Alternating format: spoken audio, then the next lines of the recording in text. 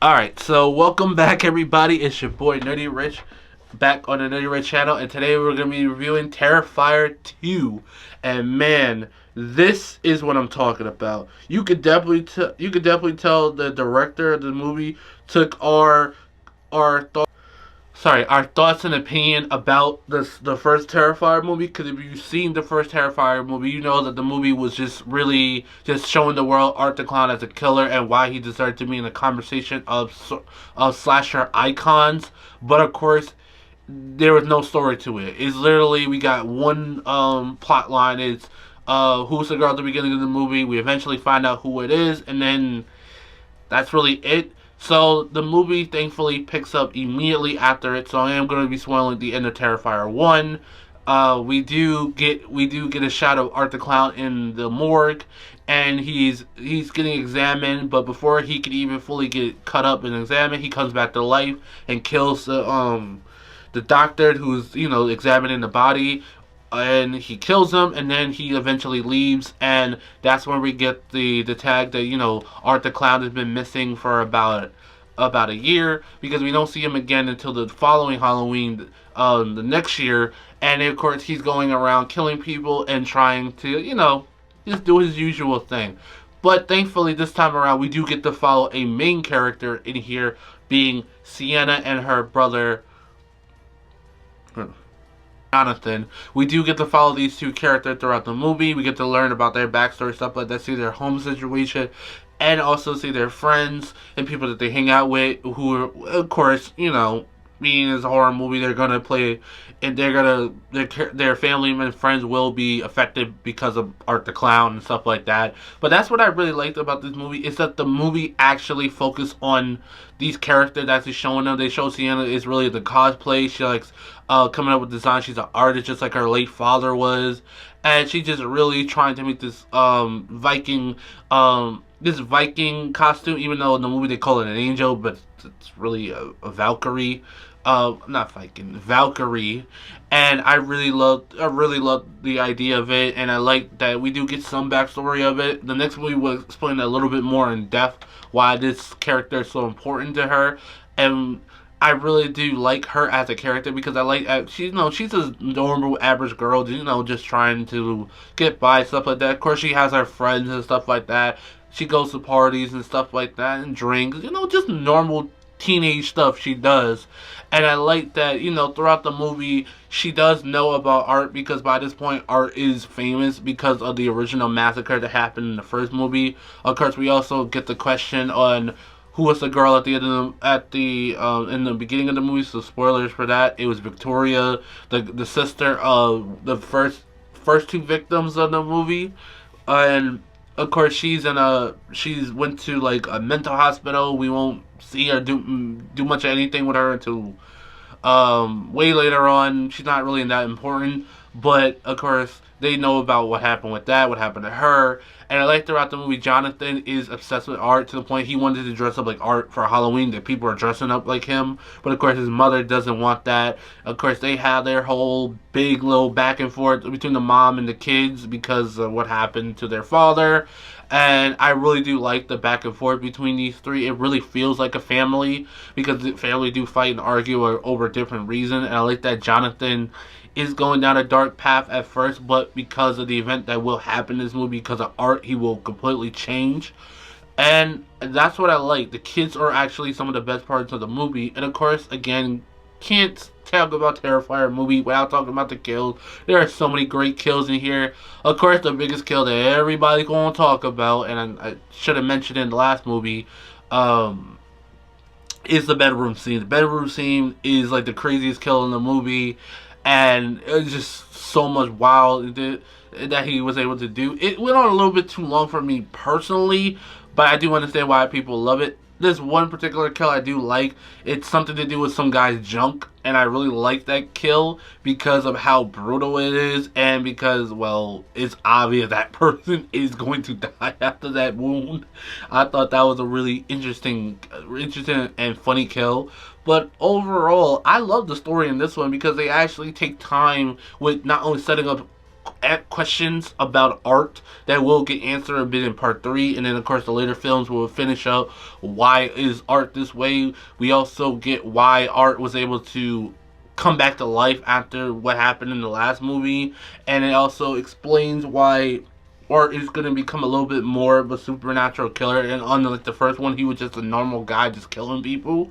And again, I love the twin. I love the siblings in the movie. How they are such great character, and I like that when Sienna gets the call to like go fight Art and stuff like that, she doesn't hesitate. She tries her hardest to protect her brother, and I really love their confrontation. You could definitely tell this is gonna be an iconic duo because that was the biggest thing Art was missing is a character for him to fight, because obviously in the original movie he fought a bunch of people, but most of them died except Victoria.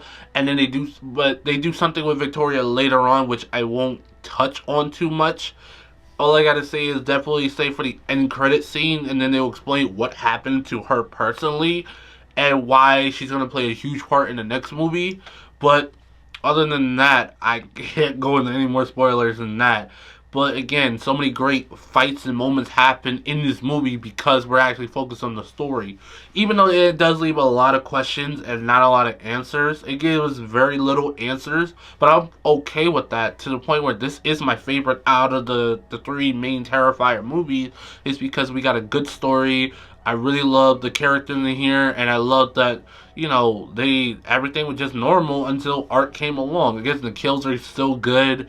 Art is showing more of his personality more. He's getting to be more playful with him before the kills and stuff like that. We get to see little mannerisms and stuff like that.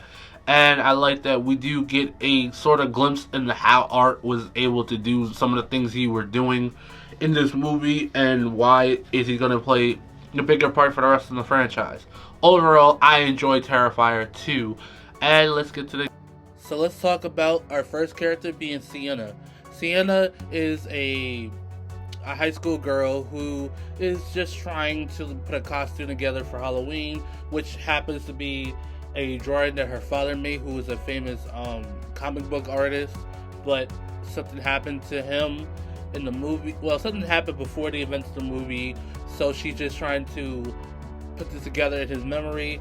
But as she's trying to go about her life, she's starting to get dreams and nightmares about Art the Clown, and it ultimately leads to her fighting Art because of the fact that Art managed to take her brother Jonathan, and then Art does something to somebody else that a bunch of people she cares about. But one of the things that makes Sienna probably one of the best new additions to the franchise is that she actually gets herself together to fight Art very quickly. Once she realized that there's no way out of the situation, she immediately starts to fight back. And I like throughout the entire movie, the entire time she's fighting Art, she never gives up.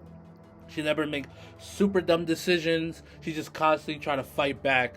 And I like that, and I love her chemistry with her brother Jonathan. They really do feel like a sister and brother. And I also like her relationship with her mother, because a lot of us have relationships like that with our parents. But I just really love just the bonds that these two characters share.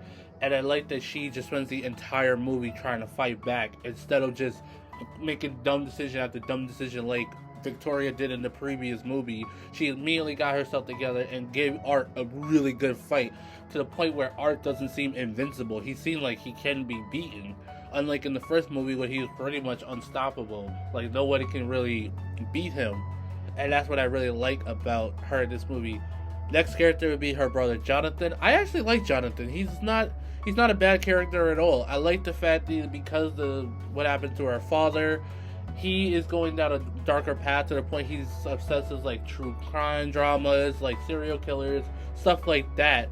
But because of the events of this movie, he's later starting to understand like being in that mindset is not a good thing. Yes, it does help in a lot of situations because he knows about occults and other stuff. and he's kind of figuring out like art and like why art is able to do some of the things he does. But in the next movie, that will play a much bigger part. And I like that at first everybody thinking that he's gonna become like a serial killer or something, even his own mother and people around him. But as art is starting to attack him, his family, and just people around them, he started to become more and more like, okay, I need to help my sister in some type of way. We have to find a way to defeat this evil, and he tries his best to help as much as he can. But again, we know Sienna is the star of the movie, so of course she's gonna be the main one. But they really do a good job with his character. The next character we're gonna talk about is Art the Clown himself. Art in this movie definitely is showing his ass. Like, he's really is having a blast in this movie. He's killing people. We get to learn a little bit more about him, and we get a little bit more information, especially since they give him an accomplice being the pale girl. He's able to do a lot more things he do that he couldn't do in the previous movie. Of course, spoilers, if you have seen Terrifier 1, you know that Art kills himself at the end of that movie, but he does get revived because of the demon that is helping him out throughout this movie, and especially in the next one. He comes back, and of course he's immediately killing and doing what he loves. And of course he has one of the most brutal kills in this movie, being the bedroom scene. And I like that he's more playful with his victims now. Now he's not just playing a little bit, he's just really playing with them before he goes for the main course, and that is him killing. So many great kills with him. He's definitely proven why he deserves to be called a horror icon. And it's really this movie and the next movie that really solidify that for me personally. There are other characters I could talk about. I could talk about the mother. I could talk about Sienna's friends. They all do a pretty decent job. But that's all the main people I really want to talk about. So overall, I have a fun time with Terrifier 2. It easily is my favorite movie out of the three because it has a good story. Even though it is a long movie, it's probably one of the longest slashers probably ever.